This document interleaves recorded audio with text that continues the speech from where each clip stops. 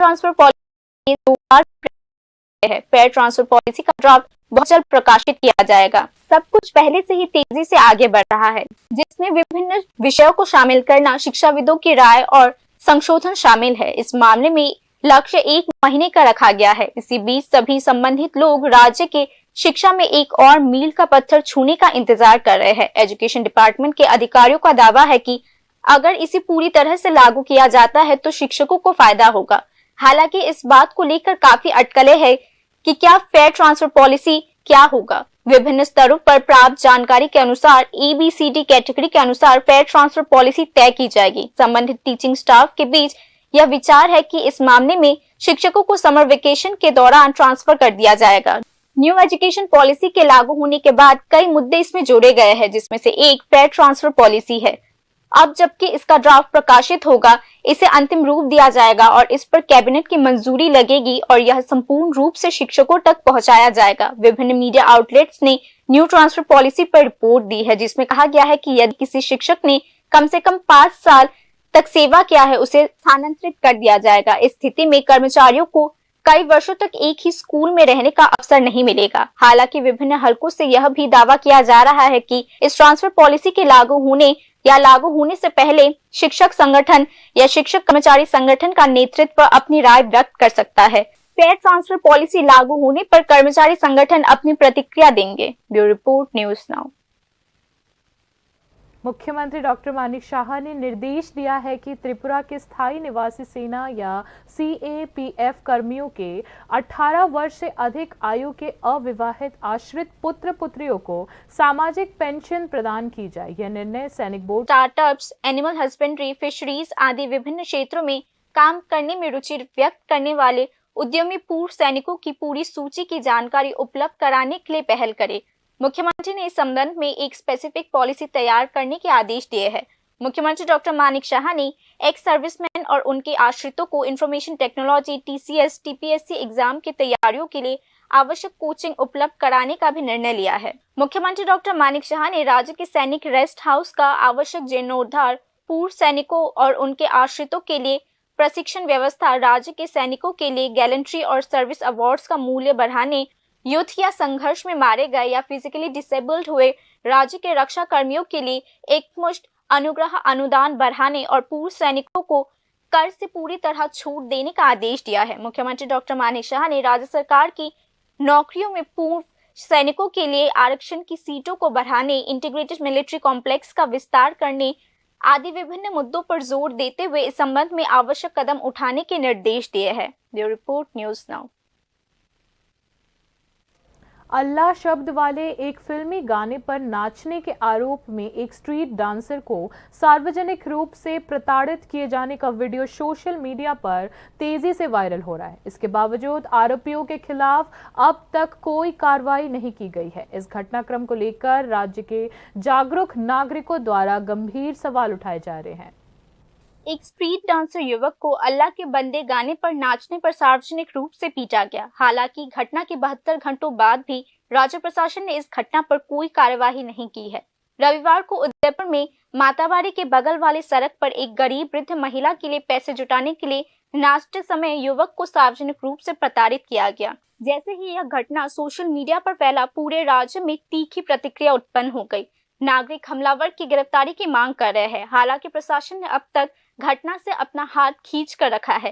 गीतों में धर्म तलाशने वाले उन्मादी लोगों द्वारा एक परोपकारी युवक की पिटाई की घटना ने समाज में गहराई तक चिंता उत्पन्न कर दी है। समझदार लोग इस घटना को इस बात का उदाहरण मानते हैं कि धर्म के नाम पर पागलपन और हिंसा राज्य को कहाँ ले जाए है। सानू मलाकार नाम का यह डांसर जब माताबाड़ी पहुंचा तो सड़क के किनारे गाने पर नाचने लगा। स्ट्रीट डांसर लोगों से नृत्य कर जो भी पैसे कमाता है उसे एक असहाय वृद्ध महिला दान कर देता है ताकि वह अपना जीवन यापन कर सके। माताबाड़ी मंदिर के नीचे सड़क पर हिंदी फिल्मी गाने अल्लाह के बंदे डांस का स्ट्रीट शो करते समय अचानक बाधा श्रीपल्ली निवासी तुषार कांतिशील वहां आ गया। उस व्यक्ति ने सवाल करना शुरू कर दिया कि मंदिर के सामने अल्लाह शब्द वाले गाने क्यों बजाए जा रहे हैं। यातना तब शुरू हुआ जब शानू मलाकार ने उसे समझाने की कोशिश की कि वह क्यों नाचता है और उसका उद्देश्य क्या है। घटना के समय वह बहुत से लोग मौजूद थे, लेकिन किसी ने भी तुषार कांतिशील, जो सत्ताधारी पार्टी के नेता बताए जाते हैं, के खिलाफ विरोध करने की हिम्मत नहीं जुटाई। पिटाई की घटना फोन के कैमरे में कैद हो गई। यह वीडियो तुरंत ही सोशल मीडिया प्लेटफॉर्म्स पर वायरल हो गया। इस घटना से कई नेटिजन्स नाराज हो गए।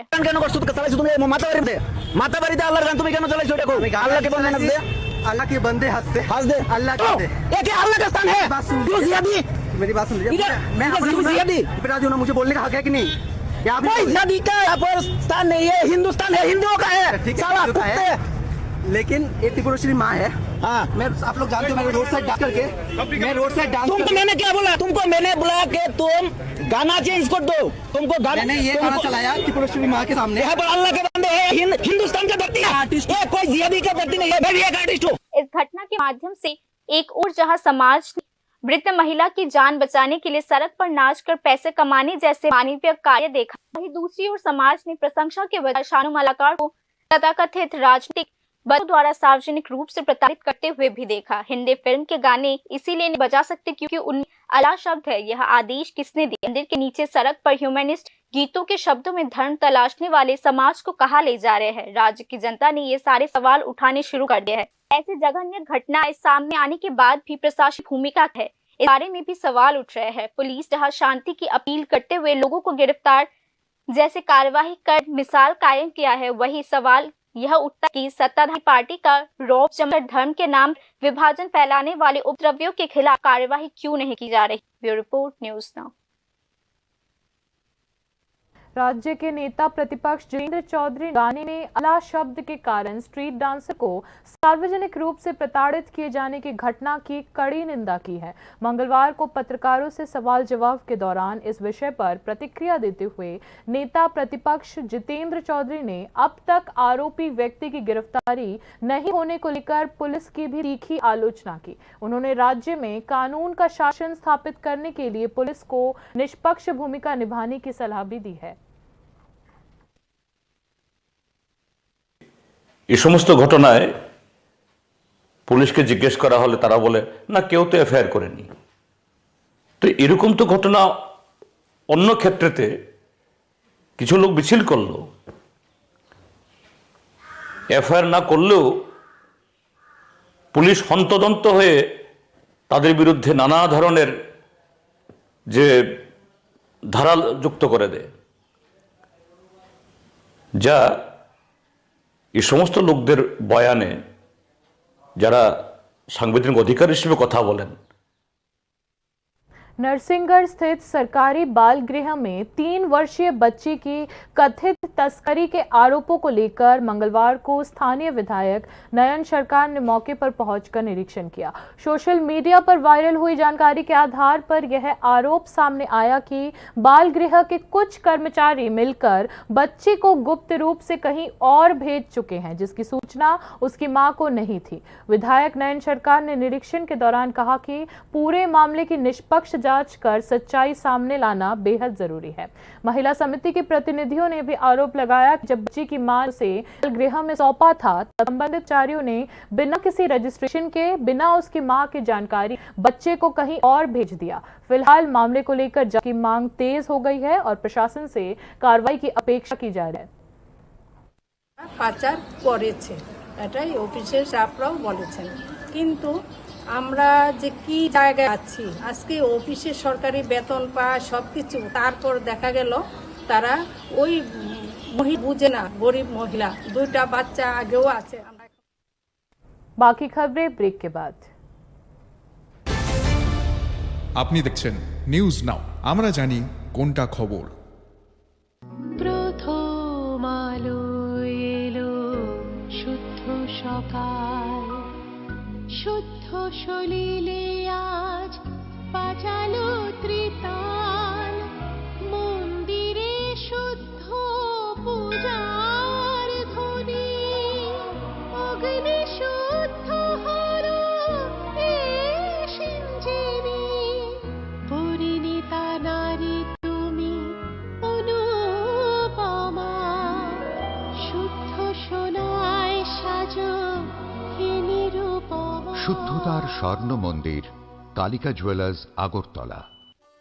একটু চেষ্টাতেই দুল লেগে যায় নববধূর কানে, একটু চেষ্টাতেই মানিয়ে নেওয়া যায় বিবাহিত জীবনে। নানা অনুভূতি জড়ানো বিয়ের গয়না। শ্যাম সুন্দর কোম্পানি জুয়েলার্স। আপনি দেখছেন নিউজ নাও, আমরা জানি কোনটা খবর। आगे की खबरें कुछ इस प्रकार है। नेशनल हाईवे की खराब हालत के कारण आम लोग परेशान हैं। इसे देखते हुए स्थानीय लोगों ने मानिक भंडार चौमुहानी इलाके में सड़क जाम कर दिया। हालांकि कमलपुर के स्थानीय विधायक मनोज कांति देव इस मामले में कोई भी जिम्मेदारी लेने से कतरा रहे हैं। राष्ट्रीय राजमार्ग 208 का मानिक भंडार चौमुहनी क्षेत्र मरम्मत के अभाव में जर्जर हालत में पहुंच गया है। मंगलवार को इस क्षेत्र में पत्थरों से लदी एक लॉरी कीचड़ में फंस गई। परिणाम स्वरूप तीनों दिशाओं से यातायात अवरुद्धित हो गया। अंततः स्थानीय लोगों को गुस्से में आकर राष्ट्रीय राजमार्ग जाम करने के लिए मजबूर होना पड़ा। কোথায় যাবেন? এখন কোথায় আছেন? মানিক ভান্ডার কেন? ওই যে রাস্তা গাড়ি থাকতে গেছে, রাস্তা ভাঙা দিকে এখন রাস্তা সব ব্লক হয়ে গেছে, গাড়ি ঘোড়া সব বন্ধ। আপনি ঘন্টা সোয়া ঘন্টা করে অবস্থায় আছে। এটা কোন রাস্তা জানেন কি? এটা তো যে আমপাশা কমলপুর জাতীয় জাতীয় সড়ক। কত সময় হলো এখানে দাঁড়িয়ে রয়েছেন? এখানে ঘন্টা সোয়া ঘন্টা সময় হয়েছে। এলাকাবাসী কি রাস্তা ব্লক করেছে? রাস্তা ব্লক করে রাখছে, গাড়ি ঘোড়া যাইতে পারতেছে না। কি গাড়ি এখানে ফেসে রয়েছে? ওই যে পাথর উপর টানে যায় গাড়ি। রাস্তার অবস্থা কেমন দেখছেন? রাস্তার অবস্থা খুবই খারাপ। আমুরা থেকে মানিক ভান্ডার পর্যন্ত, মানিক ভান্ডার থেকে কৈলাসহর পর্যন্ত সেই রাস্তাগুলি ভেঙে চুরমার হয়ে গেছে। মানুষ এবং যাত্রীবাহী গাড়ি খুবই সংকটের মধ্যে আছে, যাতায়াতে মানুষের কষ্ট হচ্ছে। इसी बीच इस मुद्दे पर कमलपुर के स्थानीय विधायक मनोज कांति देव की प्रतिक्रिया पूरी तरह से नकारात्मक रही। पूर्व मंत्री और वर्तमान विधायक मनोज कांति देव ने स्पष्ट किया है कि जनप्रतिनिधि होने के नाते भी उनका इस मामले से कोई लेना देना नहीं है। इतना ही नहीं, विधायक मनोज कांति देव ने साफ तौर पर कहा है कि आगामी मानसून सीजन में इस स्थिति से बाहर निकलने का कोई रास्ता नहीं है। নতুন রাস্তা হয়েছে, এরপরে তো খারাপ হয়ে যাবে। সেই দিন আমি ওই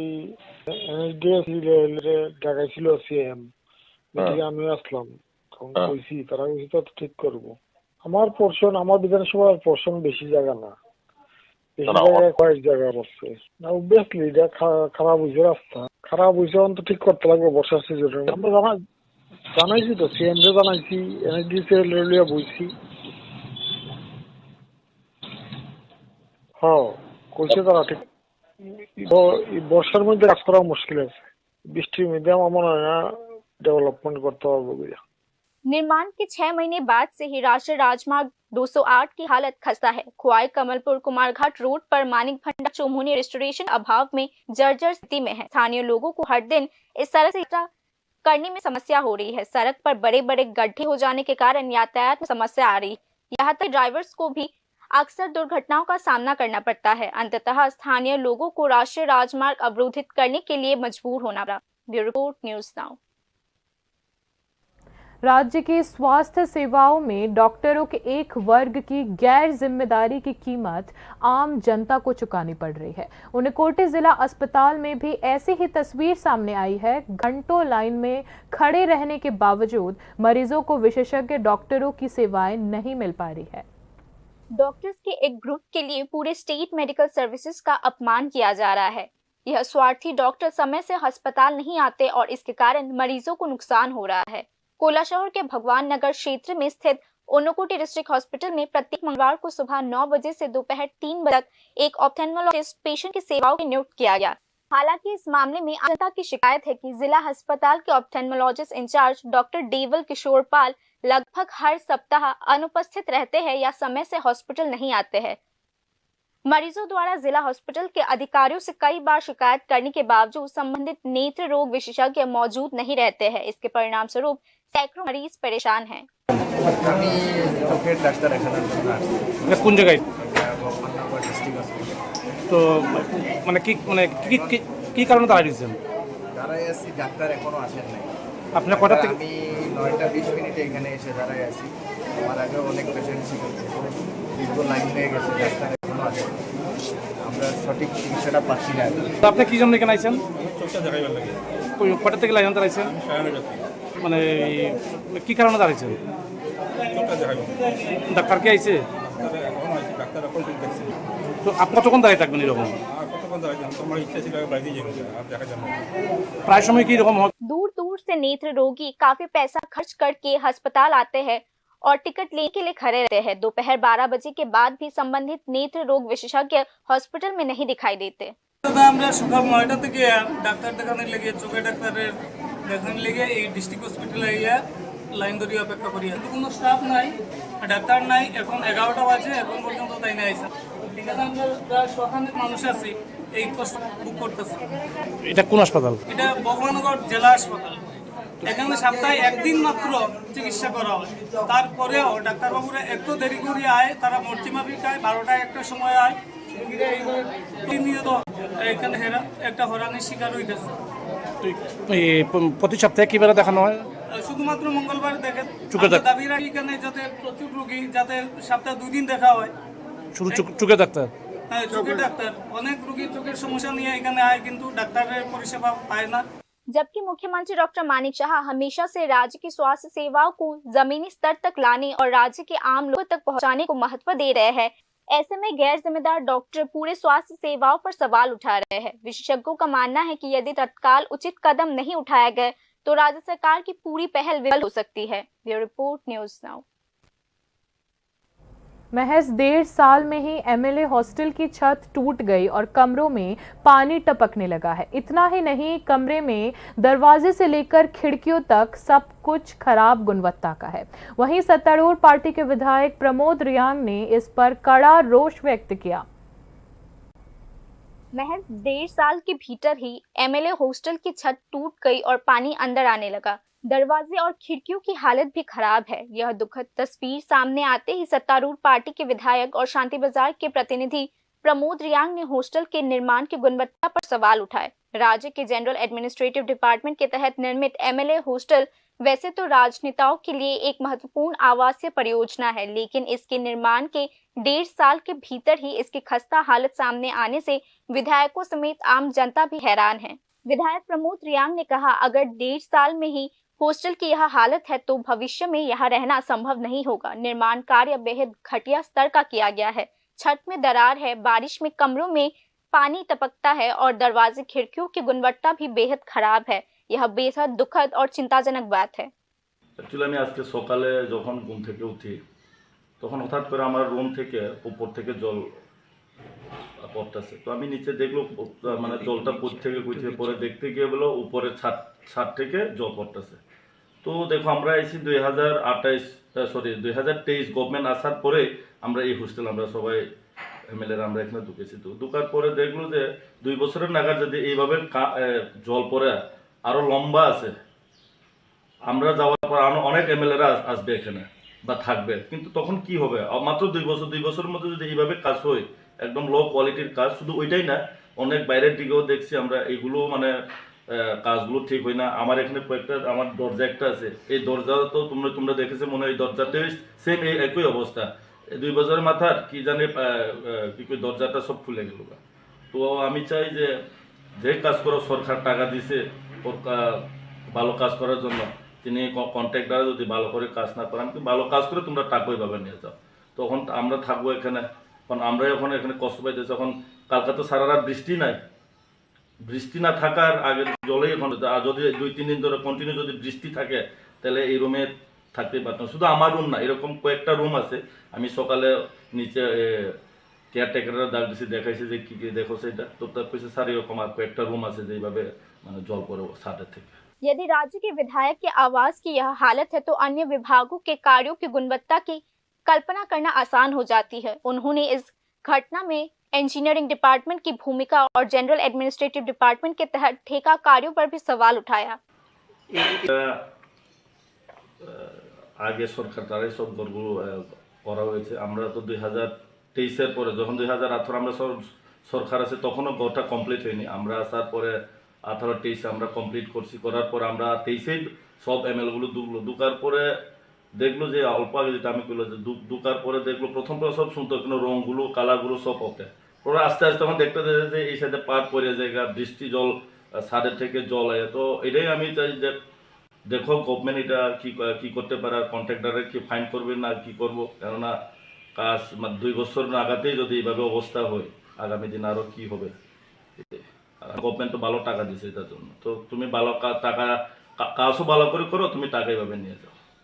इसी बीच इस मामले में अब तक प्रशासन की ओर से कोई प्रतिक्रिया सामने नहीं आई है। हालांकि विधायक की मुखरता के कारण विभिन्न क्षेत्रों से मामले की जांच और जिम्मेदारी निर्धारित करने की मांग की जा रही है। टैक्स पेयर्स के पैसे से निर्मित इस महत्वपूर्ण हॉस्टल के तत्काल रेस्टोरेशन तथा इसके लिए जिम्मेदार लोगों के खिलाफ कड़ी कार्रवाई की मांग संबंधित पक्षों द्वारा की जा रही है। Bureau report, news now. Agartala नगर निगम क्षेत्र के अंतर्गत आने वाले शहरों में स्ट्रीट वेंडर को स्वास्थ्य जागरूकता के साथ साथ खाद्य सुरक्षा के प्रति भी विशेष रूप से सजग रहने की आवश्यकता है। इसी दिशा में अगरतला नगर निगम ने पहल की है। मंगलवार को स्ट्रीट वेंडर के लिए आयोजित स्वास्थ्य परीक्षण एवं खाद्य सुरक्षा यानी कि फूड सेफ्टी जागरूकता शिविर के औपचारिक उद्घाटन के अवसर पर नगर निगम के मेयर दीपक मजुमदार ने ये जानकारी दी। शुकांतो एकेडमी में आयोजित इस एक दिवसीय शिविर में अपने संबोधन के दौरान मेयर दीपक मजुमदार ने कहा कि स्ट्रीट वेंडर्स को निर्धारित दिशा निर्देशों का पालन करते हुए ही व्यवसाय करना पड़ेगा।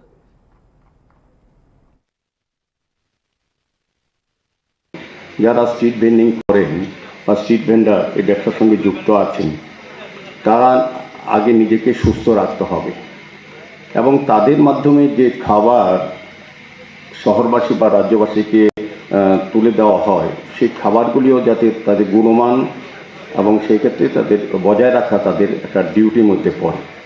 তো আগে নিজেকে সুস্থ রাখতে হবে। যারা আমরা এই কাজে যুক্ত আছি, আমরা নিজেরা যদি সুস্থ না থাকি, আমরা যদি রোগাক্রান্ত হই কোনোভাবে, তো আমাদের মধ্যে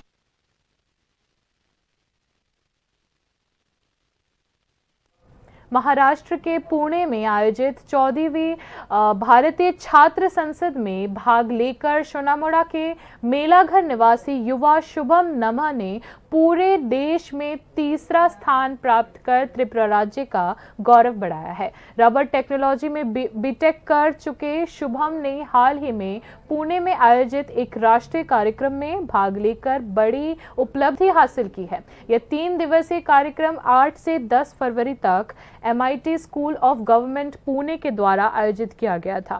इस कार्यक्रम में देश भर से लोग आए थे और शुभम का विषय था भारतीय राजनीति में विचारधारा और शिक्षा प्रणाली। पिछले साल उनका चयन नहीं हो पाया था, लेकिन इस साल 2 ऑनलाइन चर्चा के बाद उन्हें चुना गया और फिर पुणे बुलाया गया। अब उन्हें इस उपलब्धि के जल्द ही राष्ट्रपति से सम्मान मिलने वाला है। ইউথরা যদি রাজনীতিতে আসে বা একটা ইচ্ছা ছিল রাজনীতিক নিয়ে আসে, বাট দাদারা দেখে শুভজিৎ দাদারা দেখা বা এটা আরও প্রেরণা জাগছে, যেটা আমি এটা নিয়ে এসে আলোচনা করছিলাম পার্লামেন্টে। যদি ইউথরা সুযোগ দেয় তাহলে রাজনৈতিক ব্যবস্থাটা আরও ভালো হইব ত্রিপুরাতে কেন অল ওভার ইন্ডিয়াতে, ভারতবর্ষে যদি ইউথরা সুযোগ। बाकी न्यूज अपडेट्स के लिए देखते रहिए न्यूज़ नाउ। शुभ रात्रि।